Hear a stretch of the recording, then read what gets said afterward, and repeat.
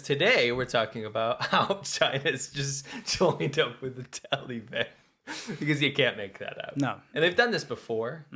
This is not their first rodeo, so to speak. Yeah, maybe give us a little history on the China joining the Taliban. Yeah, so quick history. We're looking at Wang Yi here, my favorite marionette. Yeah, he definitely looks like a puppet on strings. We do not... Not in that picture, though. Normally No. his lines are more exact. Like, if I could turn my mouth into something like that, it's kind of bizarre. He looks like a wooden puppet. Yes, the last thing I'll ever do is make fun of someone's appearance when they can't control it. That being said, it's so appropriate because he is a puppet. He is. He's a puppet of Xi Jinping. So it's wonderful to call him the marionette that he is. Yeah. And it just so happens that he looks exactly like a puppet. He absolutely looks like a wooden puppet. It's like he came to life. Like, I'm a real boy. Yeah, I'm a real wolf warrior. I'm a real wolf warrior. Yeah. He also looks just very mean. He's a mean looking. He's a mean guy. He is. He looks mean. He is mean. You know what they say? Ugly on the outside, ugly on the inside. Yeah. And then you hang out with the Taliban. You know, it's just like, you know how people say meth not even once? It's a slippery slope. With Wang Yi, starts being a dick, starts being a bad man on Twitter, being mean on public statements, being really undiplomatic, slippery slope. Next year, hanging out with the Taliban. By the way, you do get people that are ugly on the outside, beautiful on the inside, and people that are beautiful on the outside, ugly on the inside. But this guy's ugly on both. Okay. Just had to clear that up. Yeah, I agree. Back to reality here. He made a visit to the Taliban in Afghanistan. As you guys know, there's a hasty pullout of the U.S. in Afghanistan, and the Taliban pretty much swept the floor in 2 seconds. Yeah. Took control of the country, seized control, and everyone's like, oh no. Women can't be educated anymore. Yeah, I mean, to fast forward the progress, all the progress that was made in Afghanistan, and it being a semi-functional, like, country where people were starting to get rights back, all vanished. And now, for example, women are not allowed to participate. That's in the slides, actually. Yeah. Anyway, long story short, terrorist government. Yes.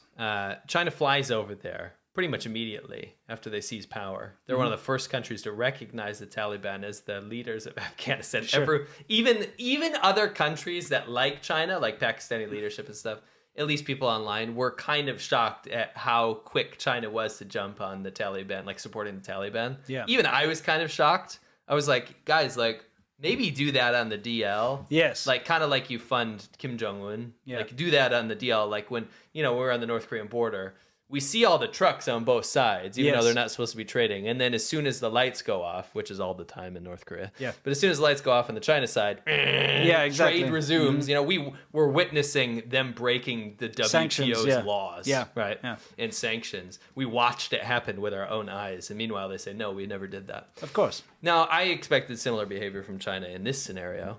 No, they walked over there. They're like, foreign minister, let's make some diplomatic ties. And I quote, we are here to promote peace now that the U.S. has left, right? The peace, and we support the Taliban, right? Which is the most ridiculous thing ever, this warmongering terrorist government. Sure, right? sure.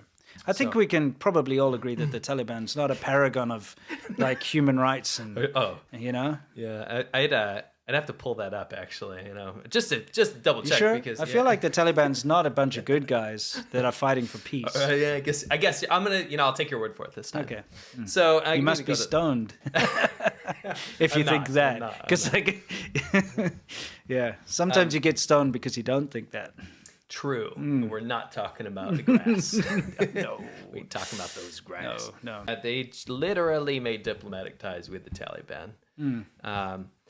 Just keep letting it play, because something new happened. Yeah, something new very special happened. Not only did that's the original, the classic that shocked everyone. They're like, "What is happening here? Are those poinsettias?" Yeah, but I'm more about the Taliban dude's mask. Is that photoshopped on? Well, I know in many of the photos he wasn't wearing one. No, I think that's a mask, just like a crappy mask. Okay. The Taliban recently reneged on one of their promises because they said, hey, we know that, our international image is bad, but we're not going to just immediately reverse everything that has transpired in Afghanistan. People are used to a certain level of life and freedom and rights now, especially women. During U.S. occupation / during this post, terrorist turmoil, there was some people were starting to get a bit of normalcy back in their life. People were the YouTubers were even traveling there and stuff, right? Yeah. And they said, we're not going to reverse everything. What do? Well, reverse everything. They ban all women from higher education. Yeah. And it's heartbreaking, some of the clips. Yeah. To see. But, you know, it really is in line. Here's an example of some women being told off. That dude looks very similar to a dude living in Shenzhen who owns a bar. I just had to say it. I'm also a subscriber and a fan. I feel like this would be up his alley anyway. He'd be doing this. Sure. Anyway. And I think it's two peas in a pod. What, that guy? No, no. I'm not referring to that. That's your own. Just joking. Yeah. What's two peas in a pod? You mean China and the Taliban? Chinese government, because both have horrific abuses of women's rights. And people might not realize this because for some bizarre reason, it's a pro-authoritarian talking point that China is some sort of progressive state in women's affairs. You know, I've just been having this whole discussion on Twitter because I shared yesterday another horrendous clip of domestic abuse in China. Don't worry, I gave a content warning. And people, they kick back at me. They're like, no, that's not true. China has like domestic abuse. No. They won't accept it. You know, China only had its first law against domestic abuse in 2015. Guys, what's that? Like 7 years ago or something. Yeah. 2015 was the first legal action. Yes. Do you think that's upheld? First of all, it hasn't matured yet as a law. Second of all, it's still very socially acceptable, and acceptable in the, not like it's okay to hit people or hit your wife, but it's socially acceptable from a point of view that that's not my business. Sure. If that's happening, it's bad, but it's got nothing to do with me. You get that? Yes. And it's usually left down to the local area police or whatever to kind of try and negotiate. And the worst thing about the situation in China is if you do have a violent husband who's beaten you, for instance. As we've experienced many times in China, by the way. Yeah. And I mean... And seen. Yeah. And heard. And you want a divorce, the state forces you into a 30-day cool-down period. Where you're forced to live together. Yeah. Right? Yeah. And they're like, no, you can't get divorced. You have to live together for 30 days and then still see if you will get divorced afterwards. So what do you think is going to happen? If you've got an abusive husband... Yeah, well, I was going to say, do you know why they do that? Because it sounds fine and dandy to maybe people that are like, that law will work. It's because they take the man's side on every single situation. Yeah. They're like, oh, it's not an abusive relationship. It's just they don't like each other anymore. Yeah. You know what I mean? And he's going to, basically be in a position where for 30 days he can intimidate her or beat her into submission to say, no, I don't want a divorce. Yeah, I mean, you remember the time I lived next door to a couple. Yeah. The guy was beating his wife all the time. And I said, I had enough. I called the police. The police said, don't get involved. That's a family affair. Yeah. And that's status quo. It's just what happens. And not only that, like... Let's zoom out past domestic abuse. Let's look at like top-down policy. Yeah. The amount of women that are in government now is much, much lower under Xi Jinping than it was in previous administrations. Yeah. We're going backwards. Sure. China's going backwards on women's rights. They have stopped almost all feminist movements in China. Women that are, and it's not even the same as some of the Western values. We're talking about women that are trying to get base level rights upheld in China, right? Yeah. They're at a much lower level legally in the battle of trying to become equal in the law. And in China, they're just really trying to like start from ground zero, and it's reverted. Yes. And that's why I said they're two balls in a sack or two peas in a pod. Yeah. Is that the Taliban and the CCP? Sure. Because both of them, at least the Taliban doesn't pretend to uphold women's rights. China does, but really just doesn't like women. No, it's a huge misconception that people have, and it's all because Mao Zedong said that women hold up half the sky. Yes. Quote. Yes. But people misinterpret that because what he meant was women have a shared responsibility in toiling in the fields. Correct. They have a shared responsibility in doing just as much hard labor as the men do. That's what it was during our Cultural Revolution and shit like that. So people think it was like a women's rights thing. It wasn't. It was more like, okay, now you got to work harder. Yes. Just as hard as the men do. That's exactly what it is. Yeah. That's exactly what it is. So let's fast forward a little bit. Yeah. We can see that China has now, for the past couple of years, had diplomatic relations with the Taliban. Yeah. The Taliban now has a government media and information center, as you see. They got a nice official seal. I assume they had China help them because I'm getting CCP vibes of that seal. It's got like corn that's wrapped around. It's got, I believe, scimitars. Yeah, it's got scimitars, it's got corn, it's got probably the Quran, I would guess. Oh, I thought that was wheat. Well, sorry, wheat. Sorry, wheat and corn. I don't know why I mixed them up, but that's what I meant. Same thing, really. Yeah, it's agricultural product. Yeah. Yeah, which is whatever. It's great to have that in the crest always. It is, of course. Wheat, by the way, was kind of coined as a communist symbol by the Soviet Union. Wheat-tailed deer. Wheat-tailed deer. Yeah. Anyway, so we got the Taliban here. What are they doing in this? In this particular picture, what they're doing is signing over an oil deal. Yes. Which will allow China access to a massive amount of oil in China, really solidifying them as a real stable power now, which kind of people didn't want the Taliban to be. You know what I mean? Right. Maybe not give them massive amounts of money, but now they have access to that massive amount of money, and China has access to their international agreement for a Chinese petroleum company to open in. Yeah, so I guess China's going to swoop in and insert some terroristic infrastructure for the terroristic government there. Yes. It's the first major foreign investment deal in Afghanistan since the Taliban has taken over. And that was in August of 2021. Well, I think it just a year and a half it just proves something here, because you know there's valid criticism of America's dealings in Afghanistan. And people are like, you need some freedom to get oil and all this crap. And I'm not American, so, you know. That's a gross oversimplification. Of course, I'm just saying. Sure. But the difference is that at least I would hope to think that governments would not be willing to cut deals with like horrendous human rights abusers like the Taliban. No.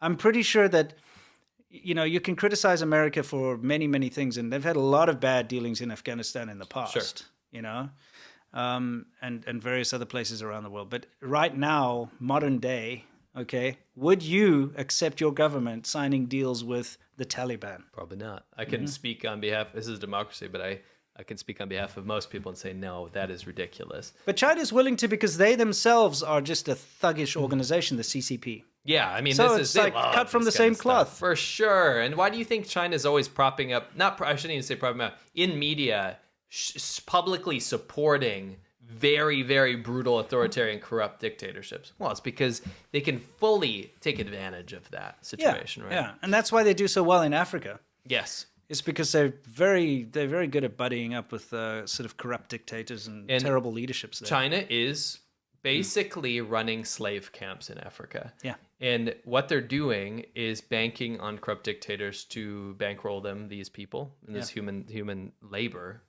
And they can take advantage behind closed doors, make sure that nobody can talk about it, shut down the government basically when anyone wants to talk about it so that nobody knows. Yeah. It's really horrific. Yeah. Probably do the same thing here. So it says the Xinjiang Central Asia Petroleum Gas Company, by the way. Oh, it's Xinjiang now. They have to throw that in there. Of course. Yeah. Would bring $150 million a year in Chinese investment for extraction of oil in the Amu River Basin. And this is huge. Do you know why? 4,500 square kilometers of area. 4,500 square kilometers in northern Saripol, Jozian, and Faryab provinces, creating job opportunities for 3,000 Afghans. And this is only how they 3,000? I know. It's what terrible. Is that? Wait, so there's less people working than square kilometers of land being exploited. Yeah. That's because that one person gets 1.5 square kilometers. What are those 3,000 people going to do? Deliver food to the Chinese workers that they're going to import? That's what I was going to say, is that you can bet your bottom dollar, like they've done in every single country. And we've talked to people that have been duped by Chinese cooperation. Yeah, like the BRI. In African countries. Bait and Rob Initiative. Yes. Yeah. One of them being Tanzania, right? We were speaking to people that were sent over there to work in Chinese-only areas where they had promised the local government multiple areas where they would be hiring local people to work, and they weren't. They were hiring very nominal amount of people, and the rest were all Chinese workers that they shipped in. They shipped in, not only did they ship in workers, they shipped in restaurant owners. Yes. They shipped in shop owners. They shipped in freaking prostitutes. Yeah, they ship in everything. Just to cater to the local Chinese community that they all shipped in. Well, think about it. It's a brilliant plan from that point of view, because what you end up doing is you bring in, first of all, you get the country to basically take a loan from you, right? So you're already getting that loan, that debt from the country. Yes. But then you provide them with nothing. Yes. Okay, you don't create jobs. You give jobs to Chinese people. because they've got a huge, surplus of population, obviously. You've got a lot of cheap labor in China. Send them over there. So the money that gets paid to the workers ends up going back to China anyway, Correct. so it doesn't leave China. Correct. You bring them over, you set up all the infrastructure. The country that you've built this crappy infrastructure, which is always bad, it always runs down, it's always rubbish, it's always cut corner, it's nonsense.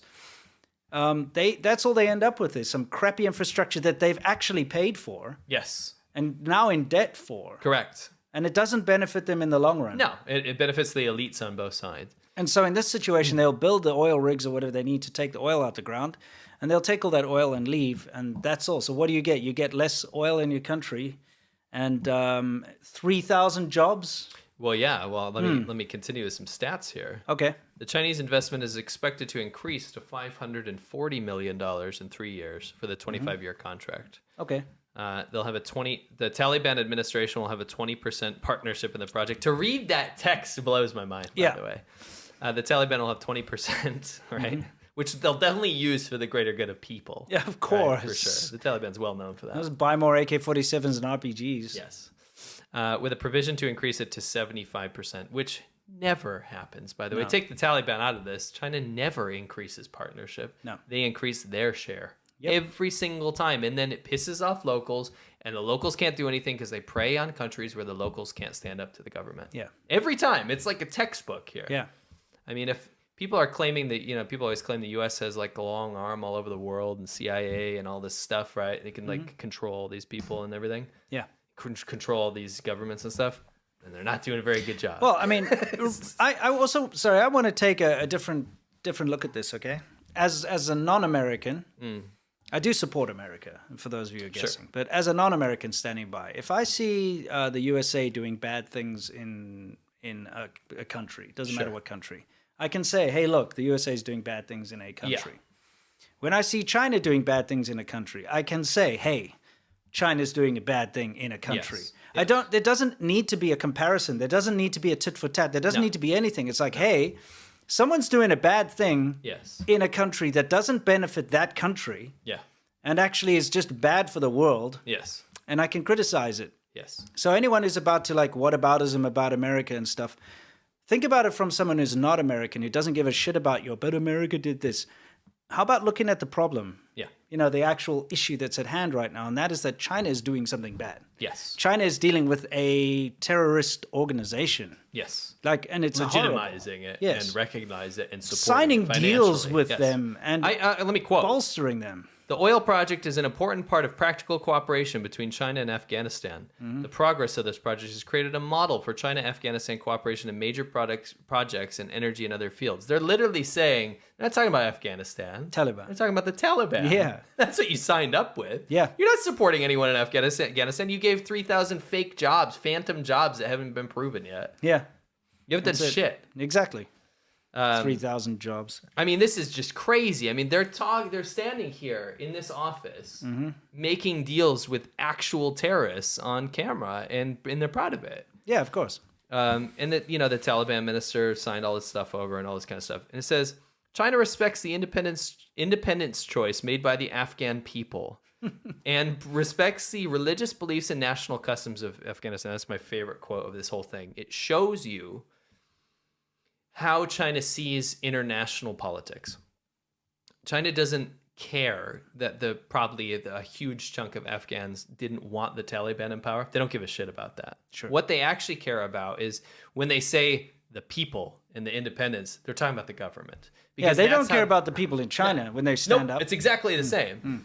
Even though China is largely apathetic to the government and a huge chunk of people don't support the Chinese government, they speak that 100% of the people or 95% of the people support the government. Yeah.